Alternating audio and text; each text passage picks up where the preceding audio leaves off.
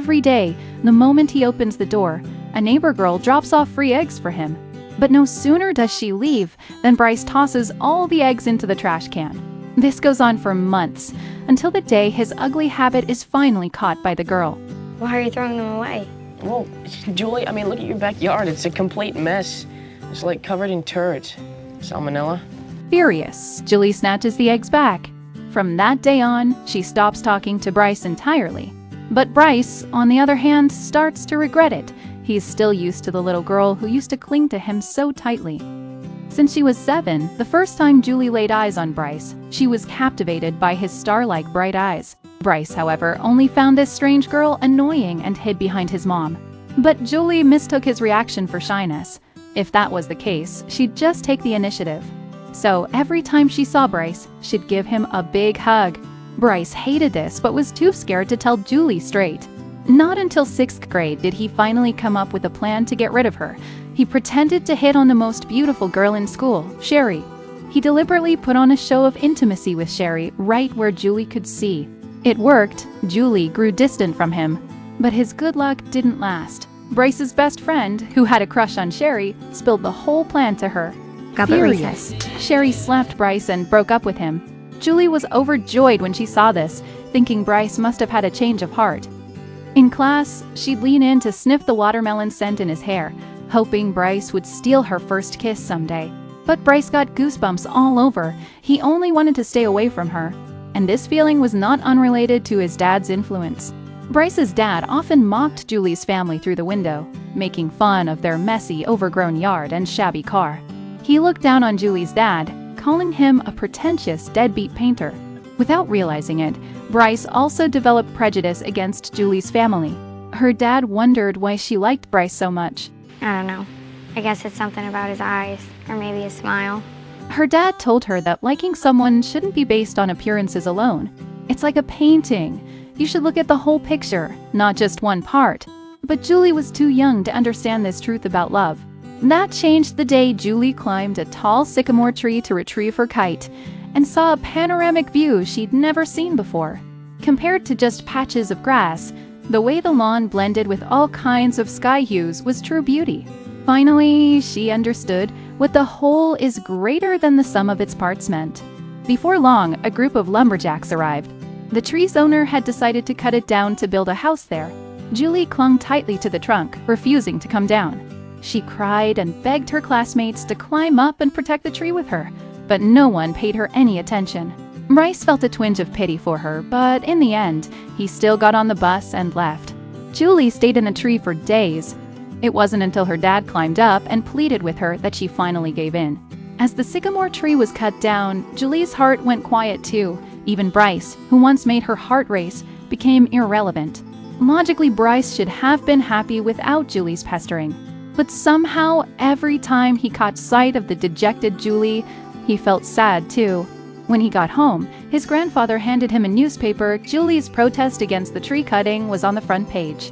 His grandfather praised Juli as a girl with backbone and even wanted to invite her over. But Bryce insisted she was just stubborn and didn't even bother reading the article. To comfort his daughter, Juli's dad gave her a gift, a painting of the sycamore tree he'd painted himself. He hoped Juli would never forget how it felt to sit in that tree. A few weeks later, the school holds a science fair.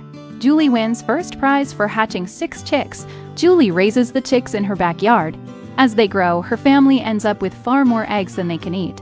So she brings fresh eggs over to Bryce every now and then. But Bryce's dad is disgusted by them. He complains that Juli's yard is never maintained and filthy, claiming the eggs are contaminated with salmonella. He orders Bryce to take all the eggs back to Juli. Bryce hates the thought of hurting Juli's feelings, yet he lacks the courage to stand up to his dad. He has no choice but to sneak the eggs into the trash can. This routine goes on, her giving, him throwing, until one day Juli accidentally catches him in the act. She finds out he thinks her eggs are dirty, and her pride is crushed. That night, Juli suggests to her parents that they fix up the yard, but her dad refuses. The house is rented, so yard maintenance is the landlord's responsibility. What's more, Juli's dad has a mentally challenged brother to care for, which costs a fortune. Her family of 5 has scrimped and saved for years just to make ends meet. But seeing her daughter so wronged, Juli's mom loses her temper. She refuses to let her daughter be looked down on. Juli's dad, however, refuses to abandon his brother. This is the first time Juli has ever seen her parents argue, and a wave of guilt washes over her. After dinner, Juli's dad apologizes to her and talks about his brother for the first time. Her uncle has the mind of a child because of his condition. He is sweet when he is not having an episode, but when he does, it is terrifying. In that moment, Juli finally understands the enormous responsibility her dad has shouldered all these years. Juli's mom also comes to comfort her. She says even though life is tight, she has never regretted marrying Juli's dad because he is kind and resilient. Juli feels a surge of pride to have such amazing parents. From that day on, she stops caring about the gossip. Instead, she rolls up her sleeves and starts fixing the yard herself. Bryce's grandfather shows up with tools to help her. He deeply admires Juli's integrity. She reminds him so much of his late wife. With their joint efforts, the yard transforms completely in no time. Bryce's grandfather agrees wholeheartedly with the idea that the whole is greater than the sum of its parts. He points out that the same principle applies to judging people. Juli starts observing those around her and realizes that many of them are nothing but empty shells, shiny on the outside, rotten on the inside. When Bryce's grandfather learns about the egg incident, he tracks Bryce down and tells him to apologize to Juli. One's character is set at an early age. I'd hate to see you swim out so far you can't swim back. Bryce feels a pang of guilt. He corners Juli in her yard and says sorry. Juli is no longer angry, but she has no desire to talk to him either. Maybe the boy she has liked for so long is just another empty shell after all. Later, the grandfather and grandson take a walk to the spot where the sycamore tree used to stand. She's quite a girl. Some of us get dipped in flat, some in satin, some in gloss. Every once in a while, you find someone who's iridescent. And when you do, nothing will ever compare. In that instant, Bryce realizes that he has never really known Juli at all. He digs out the newspaper with Juli's story on the front page and finally sees the light in her that he has always overlooked. In class, he cannot help but stare at Juli, watching her every move. He has no idea why he is acting this way, so he confides in his friend. But his friend insists it is not love. It is just guilt from throwing away the eggs. He even mocks Juli for having a retarded uncle, Beh. Bryce wants to defend her, but the words die on his lips, and he ends up agreeing instead. Juli hears every word from behind the bookshelf. In that moment, she is 100% sure she does not like Bryce anymore. After school, Bryce is consumed with regret. He does not want anyone talking badly about Juli. In fact, he realizes that he never hated her at all. I liked Juli Baker. One day, Bryce's mom invites Juli's family over for dinner. Bryce spends 3 whole hours getting dressed to impress her, but all he gets in return is Juli's cold shoulder. She tells him straight up that she overheard him mocking her uncle, calling him a total coward. During dinner, Bryce's dad keeps making snide remarks about Juli's family left and right. But the second Juli's 2 brothers start talking about music, he suddenly clams up. It turns out he used to play the saxophone when he was young, only to give up his music dream for all sorts of reasons. Meanwhile, Juli's brothers not only get into top colleges, but also have built a small following with the songs they wrote. In that moment, Bryce sees himself in his dad, a tough exterior hiding a cowardly heart. Before long, the school holds a charity lunch auction.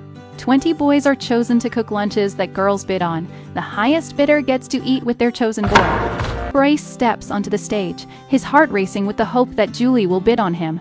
But to his shock, she ends up bidding on an ordinary-looking boy, the kind that no other girl would even glance at. Bryce's heart sinks like a stone. During lunch, even though the prettiest girl in school sits right across from him, his eyes are glued to Juli. Watching her laugh and chat with someone else, Bryce can no longer hold back his feelings. He marches over, yanks Juli up by the arm, and tries to kiss her. Juli has dreamed about this moment 1,000 times, but never like this. She shoves him away hard. Juli jumps on her bike and races home, collapsing onto her bed in tears. She cannot think straight, unsure of what she really feels for Bryce anymore. Bryce shows up at Juli's door every single day, but she refuses to see him. He calls her countless times, but she ignores every single one. After a whole week of this, everything goes quiet. Just when Juli thinks he has finally given up, she hears the sound of digging coming from her yard. She looks outside to find Bryce placing a small sapling into the hole he dug. It is a sycamore tree seedling. Juli's heart, which has been so still for weeks, starts to flutter again. For the first time ever, she sees in him the glow of what it means that the whole is greater than the sum of its parts. And that glow does not just come from his handsome eyes, it comes from the kindness waking up deep in his soul and his courage to change for the better.